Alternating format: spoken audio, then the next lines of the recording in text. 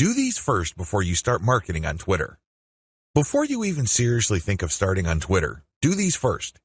If you set up a website, you should have been doing these already.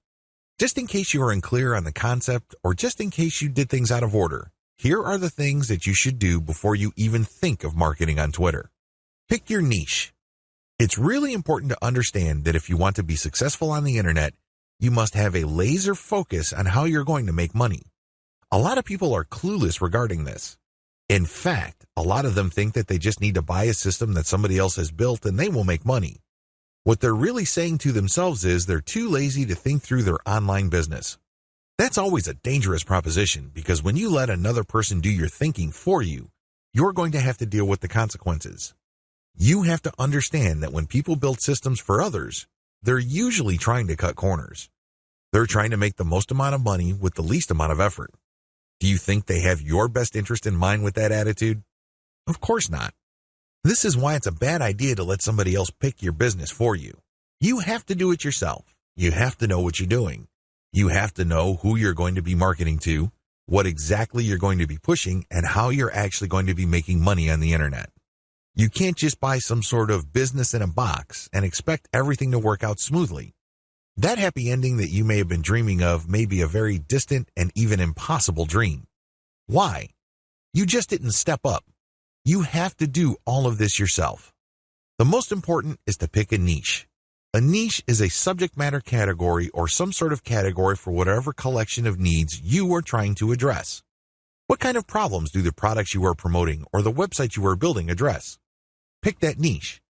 Understand how that niche compares with other niches. Understand whether it fits your amount of resources and your expectations. Build a site. You can outsource this. You can create a site that addresses your niche. When you're building a website, you're not just putting up a nice-looking online destination. It must do something. It must convert the traffic that you drive to that site into cold, hard cash. Create a mailing list.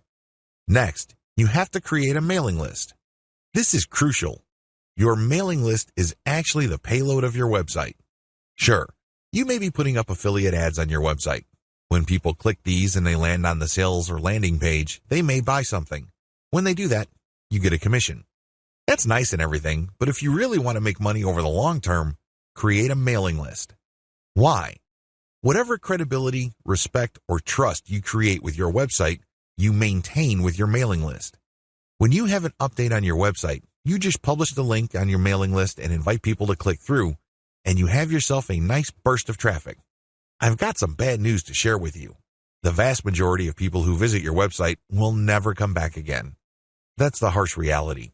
When you have a mailing list, you get to retain some of that traffic.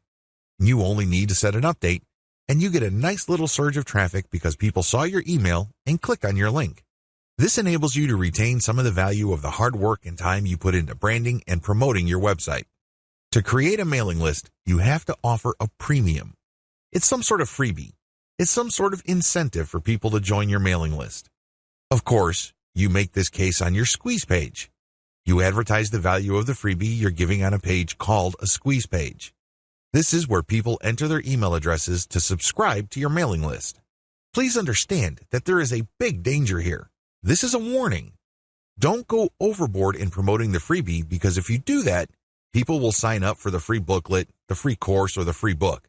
They couldn't care less about the updates your mailing list will send them. In fact, if you push the freebie too hard, they might even think that the updates you send are some form of spam because you caught them by surprise. Do you see how this works? There has to be a healthy balance between getting people pumped up to join your mailing list because they're getting something for doing it, but also letting them know that they are getting a better value by being on your list just because you will be sending them information that would enable them to solve all sorts of problems in their lives that are related to your niche. Do you see how this works? Do you see the balance? Create an ebook or report or some sort of high-value giveaway. When you create a mailing list, there has to be some sort of incentive for people to sign up to your list. I wish it were as easy as saying that your website is so awesome that your visitors owe it to themselves to sign up to your list. I'm telling you that if this is your strategy, you're probably going to get very few list members. Why? People need a push. They may be impressed by your website, they may like what you're doing, but this may not be enough to get them off the fence. To many people, entering an email address into a field is a lot of effort. You have to give them some sort of valuable incentive for them to sign up for your list. Generally, I would use some of my popular blog posts, or I would come up with a distilled version or a cheat sheet version. Usually this works. Other times, I would use some sort of massive compilation of resources that are an answer to people's problems. Whatever the case may be, the value of the incentive must be obvious. They don't have to be Sherlock Holmes to figure out the value of what you're giving away. Again, to reiterate, the value must not be so big and steal so much of the spotlight that people forget that they're signing up for a mailing list. It must share equal billing with the list.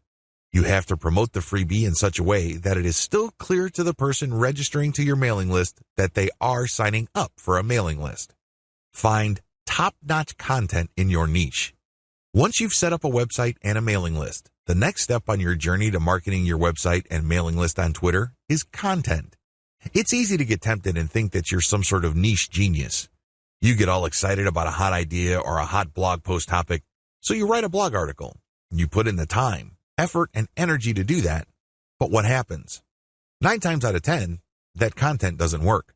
For whatever reason, people do not seek it out. You don't get traffic with it. You're not alone when this happens. The idea of build it and they will come is a dead end. Thankfully, there's a shortcut. Focus on content in your niche that already works. Look at the social media accounts of influential people or companies in your niche. Look at the content they're sharing. Pay attention to how many social signals they get. Do they get a lot of retweets, likes, favorites? Do they get shared a lot on Facebook? Using this objective social signal information, select their best content and reverse engineer it.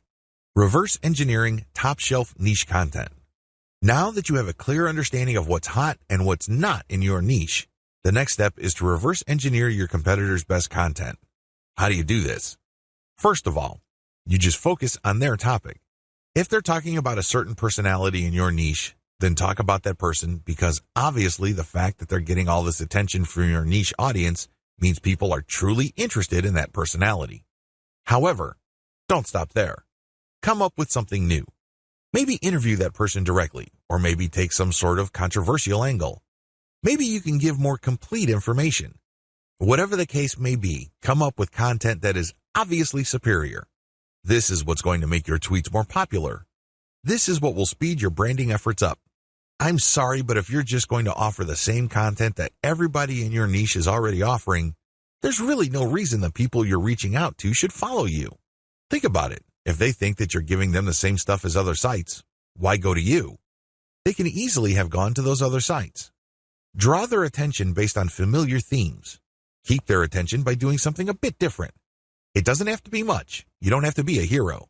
You don't have to go overboard. But it has to be different enough. Unfortunately, this is one of those things that you will have to figure out firsthand. You would have to do it through trial and error. You have to learn through trial and error. Set up consistent social media accounts. Now that you have followed the steps above, you can now start setting up your social media accounts. For starters, you should focus on YouTube, Google+, Facebook groups, Facebook pages, Twitter, and maybe Pinterest. Start with these.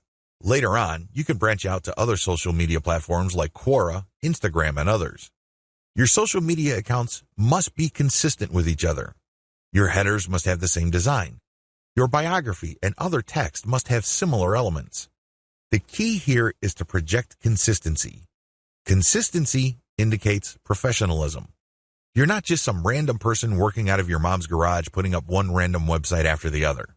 It can also help you solidify your brand.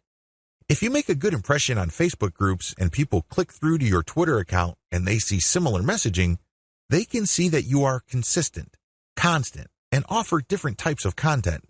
This would help them become more comfortable with your brand. This would help them view your brand as more credible.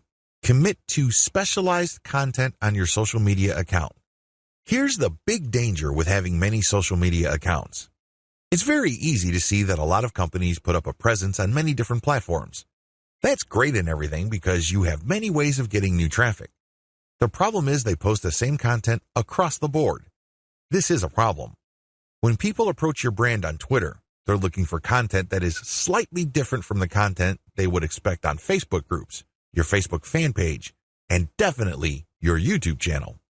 You have to be aware of these different expectations and give them what they're looking for. Oftentimes, this is as simple as the form of content you offer. Obviously, when you're on YouTube, it would suck if you just offer blank videos of somebody reading your articles. That's not going to work. At least bother to use slideshows with the article. Preferably, you should have some sort of video spokesperson who speaks directly to the people during the video. Each platform's content must maximize the format requirements of that specific platform.